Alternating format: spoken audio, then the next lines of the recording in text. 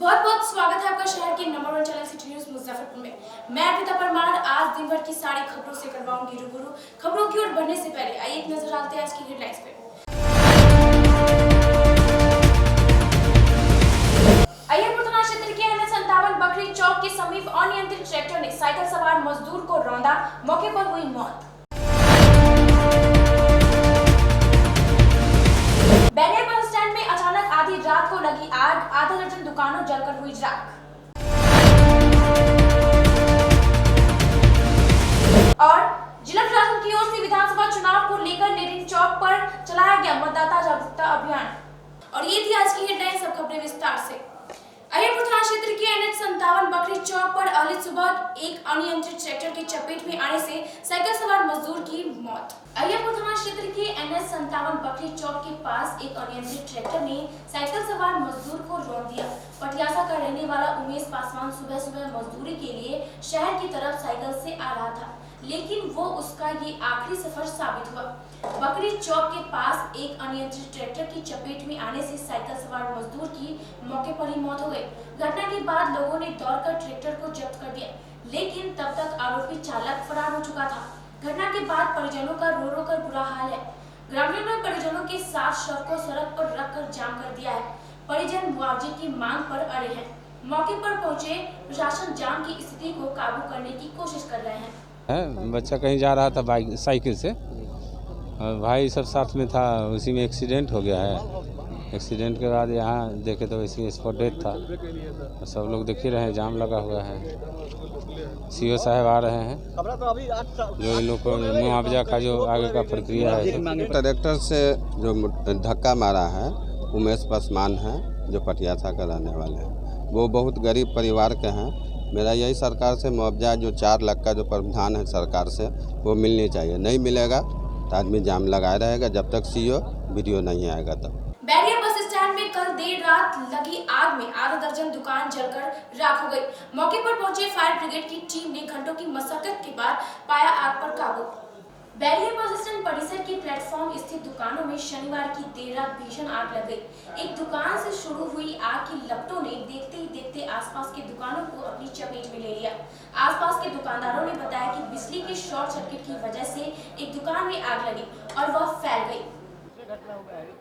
ये बात है 10 बजे की आसपास की, जब हम लोग बस स्टैंड में और अपने अपने घर के लिए जा रहे थे तो थोड़ा सा धुआं निकलने की हमें मुखिया जी के दुकान में आभास हुआ। हमने तुरंत मुखिया जी के घर पर संपर्क करना चाहा, किसी कारणवश मुखिया जी मोबाइल को ना उठा सके। फिर थोड़ी देर के बाद में मुखिया जी ने उस मोबाइल को उठाया और मैंने शीघ्र कहा कि आपके दुकान में शॉर्ट सर्किट लगने के कारण से आपके दुकान में आग लग चुकी है, अति शीघ्र आने का कष्ट करें।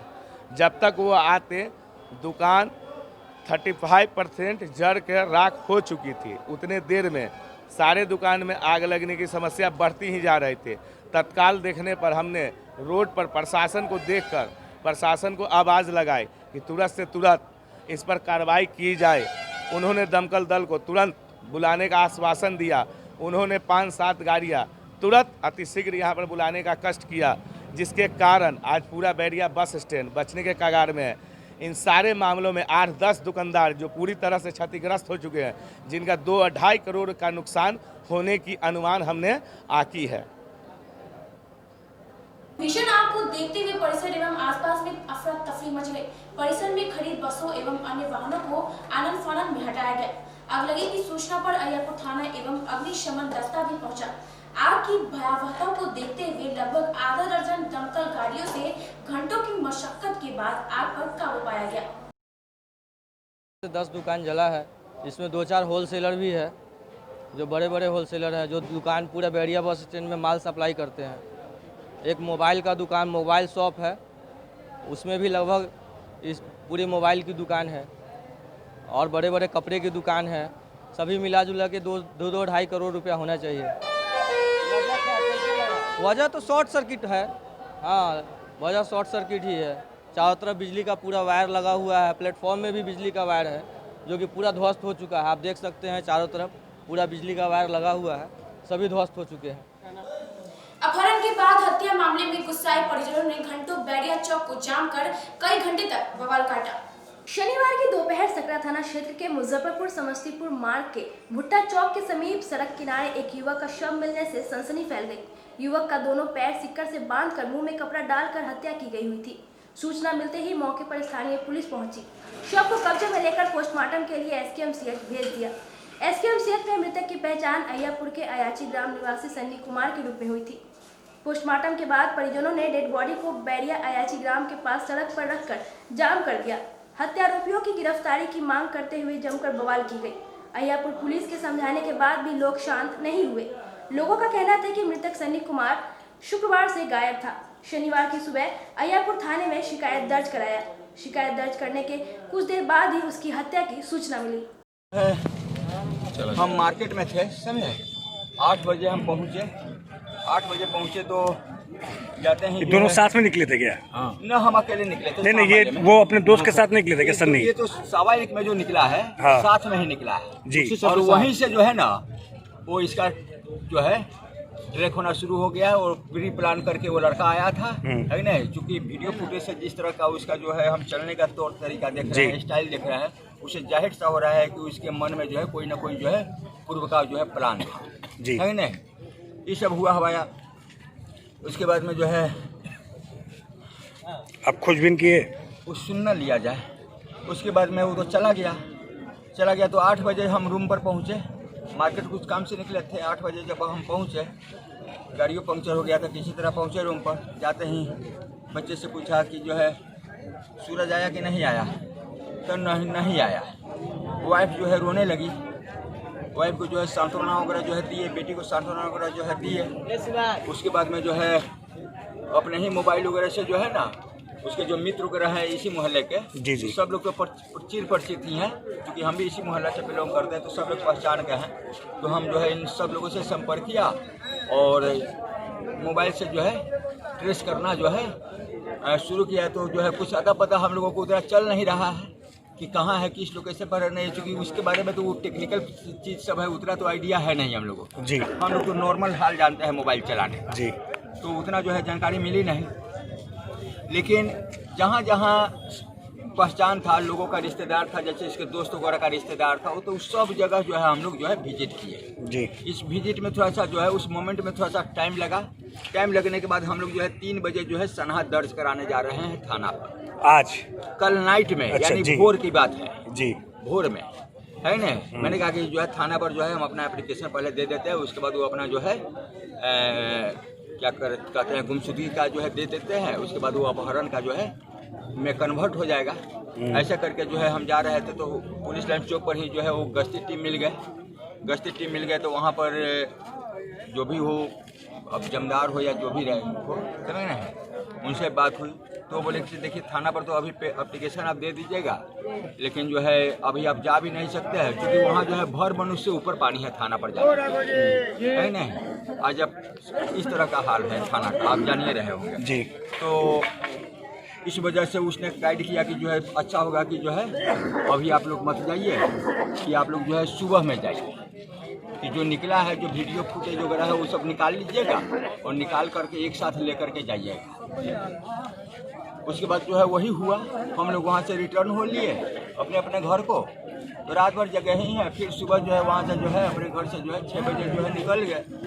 4 बजे रूम पर पहुँचे, 6 बजे जो है वहाँ से निकलने के बाद जो है वीडियो फुटेज पहले जो है देखे, ये सब ले करके जो है सारा करेक्शनों की जो भी जानकारी था वो कलेक्ट करके जो है और थाना के पास पहुँचे जी।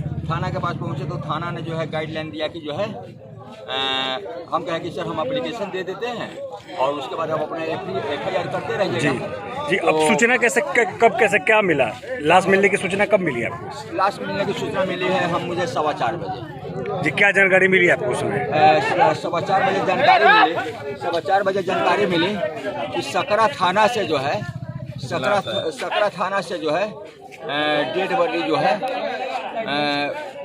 पहुंच चुका है मेडिकल जी, कि आप लोग मेडिकल जाइए। किसी पे नहीं तो मुंशी चंदन जो था, चंदन मुंशी, वो FIR लिखिए रहे थे, है नहीं, और वो अब बॉटम अप करने वाले थे उसको, लेकिन जो है हम बेचैन हो गए, छटपटा गए, समझ नहीं, और इस वजह से जो हम तुरंत नाव से पार किया, क्योंकि उसमें भी थोड़ा सा वक्त लगा नाव से पार करने में। और उसके बाद हम लोग जो है मेडिकल गए और उसके बाद अब FIR का क्या फाइनल कंडीशन है ये मेरे अभी जानकारी से बाहर की बात है। और कोई रंजिश की भी बात आ रही है क्या सर? ये रंजिश की कोई बात नहीं, इस तरह से बुला के ले जाना, हत्या कर देना, क्या लग रहा है? कोई बात नहीं आ रही है, समझे? रंजिश की कोई बात नहीं है। देखिए सर, अभी ये आपसे ऐसा भी हो सकता है कि अब कोई होगा इसका जो है, अब हम कैसे गारंटी के साथ कहे कि जो है कोई इसका था, क्योंकि ये तो घर में जो है सही क्या करते थे ये? ग्रेजुएशन का स्टूडेंट था, पटना में पढ़ता था, कोरोना को लेकर के मुजफ्फरपुर रहता था। विश्व रक्तदान दिवस के अवसर पर कई सामाजिक संगठनों ने रक्तदान शिविर का आयोजन कर लोगों को रक्तदान महादान के महत्व को समझाया। रविवार को कंपनी बाग स्थित रेड क्रॉस सभागार में निर्मल अनुपम फाउंडेशन के द्वारा रक्तदान शिविर का आयोजन किया गया। इस शिविर में सैकड़ों लोगों ने स्वेच्छा से रक्तदान किया। फाउंडेशन के नीरज कुमार ने बताया कि रक्तदान महादान है और निर्मल अनुपम फाउंडेशन आगे भी रक्तदान शिविर का आयोजन करता रहेगा। ये आज रक्तदान शिविर का आयोजन किया गया है। इस रक्तदान शिविर में हम लोग पिछले 5 वर्षों से 9वीं रक्तदान शिविर का आयोजन किया गया है। अभी कोरोना पेंडेमिक के कारण बहुत सारे रक्तदाताओं की ब्लड बैंक में रक्त की कमी हो गई थी, इसलिए हम लोगों ने निर्णय लिया कि जो है कोविड के सारे सुरक्षा नियमों का पालन करते हुए इस रक्तदान शिविर का आयोजन किया जाए। और आज इस रक्तदान शिविर में अभी देख रहे हैं कि जारी है रक्तदान जो है, और हमें उम्मीद है कि 100 से अधिक लोगों का रक्तदान होगा। वहीं जुड़न छपरा स्थित केजरीवाल अस्पताल में मारवाड़ी युवा मंच के द्वारा रक्तदान शिविर का आयोजन किया गया, जिसमें अखिल भारतीय मारवाड़ी युवा मंच के 56 सदस्यों ने रक्तदान किया। शाखा के अध्यक्ष राहुल नथानी ने बताया कि इस शिविर का मुख्य उद्देश्य रक्त की कमी को पूरा करना है, जिससे किसी भी जरूरतमंदों को समय पर रक्त की पूर्ति कराई जा सके। अब वक्त हो चला है छोटे से ब्रेक का, कहीं भी जाए देखते रहिए सिटी न्यूज़ मुजफ्फरपुर।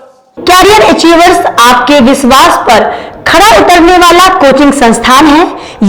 हमारे यहाँ मेडिकल, IIT, JEE तथा फाउंडेशन की तैयारी भी कराई जाती है। इसके अलावे exclusive batch JEE mains advance की भी क्लासेस चलाई जाते हैं। छात्र छात्राओं को 100% स्कॉलरशिप की भी व्यवस्था है। यहाँ से कितने छात्र छात्राएं सफलता की सीढ़ी चढ़ चुके हैं। Classes taken by top mentors, तो हमारे यहाँ अवश्य पधारें। तो हमारा पता याद रखें, हमारा पता है career achievers, Mithanpura, near north point school, और हमारा कॉन्टेक्ट नंबर है 8002479735, या फिर आप हमें कांटेक्ट कर सकते हैं 8877430251 पर। सबसे बड़ी बात तो ये है कि हम चाहते हैं कि हमारे इस मिशन में हमारे बच्चे गंगा पार करके उस पार नहीं जा पाए। यही नहीं, मिशन तो तब सक्सेसफुल होगा जब गंगा पार के बच्चे यहाँ एडमिशन लेने के लिए मार करेंगे। इसी आशा के साथ इंस्टीट्यूट तो हम लोग चला रहे हैं, अपने बच्चों को खुश करने की कोशिश कर रहे हैं। बच्चों को मैंने यही कहा है, तुम अपना समय दो, मैं तुम्हें आसमान की बुलंदियों पर पहुंचा दूंगा। मुजफ्फरपुर की शान और अपने कलाकृतियों से बॉलीवुड के स्टारों में अपनी पहचान बना चुका बाबा की दुकान लहठी भंडार पिछले 50 वर्षों से आपके पसंद का ख्याल रखती है। यहाँ से लाह की बहुरानी सेट बॉलीवुड की स्टार ऐश्वर्या राय ने अपनी शादी में पहनी थी। यहाँ से राजनीतिक गलियारों के नामचीन चेहरों की दुल्हन भी सजी थी। हमारे यहाँ शादी सेट, बहुरानी सेट, जयमाला सेट, लाह के फैंसी आइटम कुशल कारीगरों द्वारा निर्मित कराई जाती है। इसके अलावा चूड़ा सेट, कंप्यूटर चूड़ा, कुंदन चूड़ा, वाटरप्रूफ चूड़ा, चुंदरी 3 बुंदिया, बंग बंगरी, हिंगलू, पात चूड़ा, जंगली चूड़ा का भी निर्माण अपने कारीगरों द्वारा कराती है। यही नहीं, लाह से बनी कान का टॉप्स, रिंग, नथ, गला का हार, मांग टीका, पेन स्टैंड, हाथी, बिछिया, ग्लास, करा भी बनाती है। तो एक बार हमारे यहाँ अवश्य पधारे। बाबा की दुकान लहठी भंडार, इस्लामपुर, मुजफ्फरपुर। हमारा कांटेक्ट नंबर है 9308620444। 40-50 साल से जो हमारी दुकान है, ये बाबा की दुकान लहठी भंडार, समझे ना, पुश्तैनी हम लोग का काम ही है। और हमारे यहाँ जो है जितने भी है, जैसे कि ऐश्वर्या राय के यहाँ लैठी गया, हमारा सचिन के यहाँ गया है, और आपके जो है तेज प्रताप सिंह, अभी लालू प्रसाद के लड़के की शादी हुई है, उसमें भी लैठी भेजा गया था।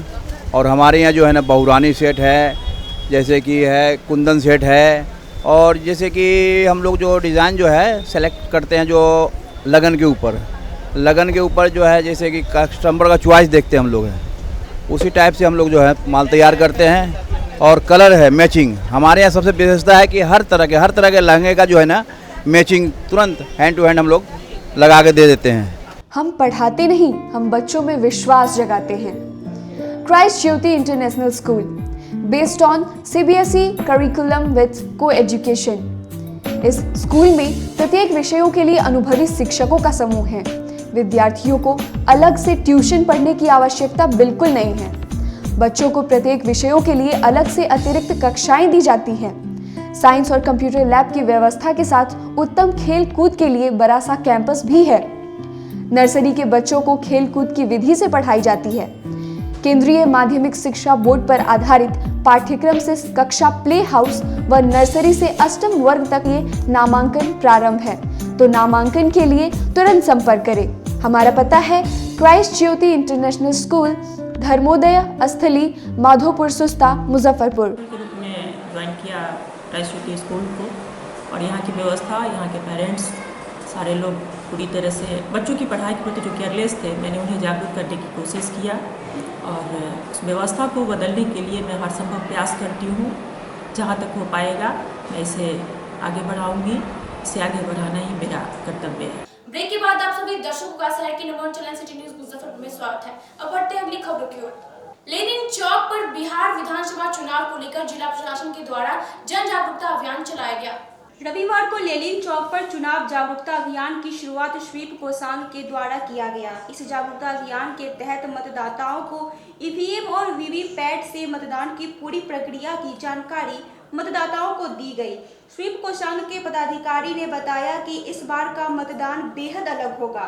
मतदाताओं की संख्या 1000 से अधिक होने पर अलग से बूथ की व्यवस्था की गई है। वहीं सभी बूथों पर कोरोना संक्रमण से बचाव के साथ पूरे मतदान की प्रक्रिया मतदाताओं को बताकर मतदान प्रतिशत बढ़ाना मुख्य उद्देश्य है। ये हम लोग आज आए हैं मतदाता जागरूकता अभियान के तहत लोगों को मतदाता को जागरूक करने के लिए। तो इसमें जो है ये इसका ट्रेनिंग देना है, लोगों को जागरूक करना है, बताना है कि कैसे आप वोट डालेंगे। इसमें एक नई मशीन आई है वीवीपैट। इस वीवीपैट में जब भी आप वोट डालेंगे, जिस पार्टी को वोट डालेंगे उस पार्टी का फोटो यहाँ पर आएगा, ठीक है ना, 7 सेकेंड तक दिखेगा। और आप उससे संतुष्ट हो लीजिएगा कि आपने अगर आम को वोट दिया तो आम को वोट पड़ा, अमरूद को नहीं किया, है ना। अगर पहले होता था ना, लोग कहता था कि देवालय फूल छाप में चल जाला हाथ छाप में, वो बात गलत है। इसी बात संशय को दूर करने के लिए सरकार ने ये इस मशीन को लॉन्च किया है कि ये मशीन जाएगा और सारे लोगों के समझ लें, संतुष्ट हो लें कि वोट डालने के वक्त ये बात गलत होता है ना, कि हाँ हम दिल्ली कौनों के आ चल गए कौनों के। सुशांत सिंह राजपूत की मौत को 100 दिन पूरे होने पर राजपूत करनी सेना के सदस्यों ने 1 दिवसीय उपवास का कार्यक्रम किया। रविवार को कंपनी बाग स्थित शहीद स्मारक स्थल पर राजपूत करनी सेना के सदस्यों ने सुशांत सिंह राजपूत को न्याय दिलाने के लिए जो आंदोलन करनी सेना ने शुरू किया है, उसके 100 दिन पूरे होने पर 1 दिवसीय अनशन किया। सेना के अध्यक्ष अश्विनी राजपूत ने बताया कि जब तक सुशांत सिंह राजपूत को न्याय नहीं मिल जाता तब तक राजपूत करनी सेना शांत नहीं बैठेगी और सुशांत सिंह राजपूत मामले का उद्भेदन करके ही दम लेगी। आज का ये हमारा कार्यक्रम जो है इस प्रकार से है कि 1 दिवसीय हमारा जो है उपवास है। उपवास इस चीज़ का सूचक है कि मतलब 100 दिन पूरने जा रहे हैं सुशांत सिंह के प्रकरण को, तो उनके न्याय के लिए आज 100 दिन पूरा हो चुका है। अब 101वां दिन हम लोग बैठ चुके हैं आज उपवास पे, धरना पे, अपने खुदीराम बोस, शहीद खुदीराम बोस स्मारक स्थल पे। तो मतलब ये सूचित किया जा रहा है सभी को कि मतलब हम लोग शांति से चाह रहे हैं कि इसको जो है प्रशासन, शासन और जो है सत्ताशाही इसको आराम से सुलझा के ये करें। न तो फिर तो अब तो हमारा था कि 100 दिन बाद हम लोग उग्र रूप से कार्य करेंगे और सारा का जिम्मेदार सरकार और सत्ता प्रशासन और लोग होंगे। तो आज हम लोग का एक दिवसीय सूचक ये उपवास है जो जिला मुजफ्फरपुर से माने पूरा बिहार में ये आगाज हो गया है और ये आंदोलन के रूप में विकट रूप लेने जा रहा है। पद्मावत से बड़ा आंदोलन का रूप न ले इसकी मतलब ये प्रतीक के रूप में ये उपवास का कार्यक्रम रखा गया है। मैं इस मंच के माध्यम से समाज को, सरकार को, प्रशासक को, तमाम भारत के बुद्धिजीवी वर्ग को ये बताना चाहता हूँ कि ये जो सुशांत प्रकरण है, पहले लग रहा था कि सरकार एक सही कदम पे आगे बढ़ रही है, लेकिन विगत कुछ सप्ताहों से अब ये लग रहा है कि सरकार सुशांत के बहाने अपना सत्ता हथियाना ही सिर्फ मकसद रखी है और वो चाहती है कि महाराष्ट्र और बिहार में हमारी सत्ता किसी प्रकार हो। इसका रोल मॉडल सुशांत के लाश के ऊपर राजनीति करके कायम कर लिया जाए, जिसका सिंबॉलिक हम लोग देखें कि जो फडणवीस जी हैं वो बॉम्बे में एक होटल में बैठते हैं और अपना डील फाइनल करते हैं और उस डील के बाद जो अर्णब गोस्वामी का रिपोर्टिंग होता है, जो पहले होता था और अब हो रहा है, उसमें बदलाव आ गया है और अब तो बॉम्बे में ये सिद्ध कर दिया गया है कि इन्होंने आत्महत्या कर दिया। अगर आत्महत्या इन्होंने किया तो फिर हत्या का इतने दिनों से मीडिया के द्वारा जो चलाया गया, पब्लिक को गुमराह किया गया, ये क्यों? हमें जस्टिस चाहिए। वो एक हत्या है, न कि आत्महत्या है। इसी के लिए हमारे इस करणी सेना ने 100 दिनों का अल्टीमेटम दिया था, जो अब समाप्त हो गया है। हमारे करणी सेना के प्रमुख जो हैं अश्विनी जी, उनके नेतृत्व में सारे युवाओं ने आज एक दिवसीय धरना का आह्वान खुद्दीराम स्मारक स्थल पे किया है और हमारी मांग है इस सरकार से, इस नीतीश सरकार से, जिसमें किसी की आस्था नहीं रही है, फिर भी हम मांग करते हैं कि एक सही रास्ता पे चले, अन्यथा हम लोग आंदोलन करने के लिए मजबूर हैं। धन्यवाद। मैं प्रोफेसर पैनल में नाम आने के बाद पूर्व विधायक सह कांग्रेस नेता विजेंद्र चौधरी का विरोध उनके ही दल में शुरू हो गया है। रविवार को तिलक मैदान स्थित जिला कांग्रेस कमेटी के द्वारा प्रेस वार्ता का आयोजन किया गया। प्रेस वार्ता में जिला मुख्य प्रवक्ता वेद प्रकाश ने कांग्रेस नेता विजेंद्र चौधरी पर गंभीर साजिश कर पहले भी 2015 में विधानसभा की सभी सीटों को छीन लिया गया तथा कार्यकर्ताओं की भावनाओं के साथ खिलवाड़ का आरोप भी लगाया। इस प्रेस वार्ता में मुख्य रूप से किसान प्रकोष्ठ के अध्यक्ष सुशील शाही, पंडित मधुसूदन झा, कुणाल सहाय, विनोद चौधरी मौजूद रहे। कांग्रेस में टिकट बंटवारा नीतीश कुमार नहीं करवा रहे हैं। आरोप तो आप यही लगा रहे हैं। नीतीश कुमार के ऐसे कुछ प्रतिनिधि हैं जो कांग्रेस पार्टी में रह करके और वह नीतीश कुमार जी के समर्थन में कार्य करने का काम कर रहे हैं और उस तरीके के नेताओं का नाम लेना हम मुनासिब भी नहीं समझते हैं। ऐसे लोगों ने ही कांग्रेस को विगत 10, 15, 20 वर्षों में जिले ही नहीं पूरे बिहार में कमजोर करने का काम किया है और जिसके कारण आज कांग्रेसी कार्यकर्ता अपने आप को कहीं ना कहीं अपने को निराश महसूस करते हैं, अपने को हतोत्साहित महसूस करते हैं। तो ये नीतीश कुमार की भी चक्रव्यूह कहीं ना कहीं शामिल है, जो बाहरी तत्व के लोगों को वो इशारे पर यहाँ हेर फेर करवा रहे हैं और मुझे आशंका है कि ऐसे लोग चुनाव अगर जीत भी जाते हैं तो ये निश्चित रूप से कांग्रेस पार्टी के पीठ में छुरा घोंपने का काम। चुनाव से पहले हार की कहीं ये हताशा तो नहीं है? नहीं, बिल्कुल नहीं। महागठबंधन पूरी तरह एकजुट हो चुकी है और हमारा सामाजिक समीकरण हो, राजनीतिक समीकरण हो या महागठबंधन में ये कांग्रेस में टूट है? नहीं, कांग्रेस पार्टी पूरी मजबूती से। विजेंद्र चौधरी को अगर टिकट मिल जाता है तो आप लोग तो उनका समर्थन करेंगे नहीं, तो ये तो पार्टी में ही टूट है। कांग्रेस पार्टी के आला कमान को इन बातों से मैं आपको बताना चाहता हूँ, हमारे पास ऐसे दर्जनों प्रमाण है कि श्री विजेंद्र चौधरी मुजफ्फरपुर के MRDA घोटाले के सरदार हैं। वह नगर निगम के ट्रिपर घोटाला से लेकर के अन्य घोटालों के वो जिम्मेवार हैं।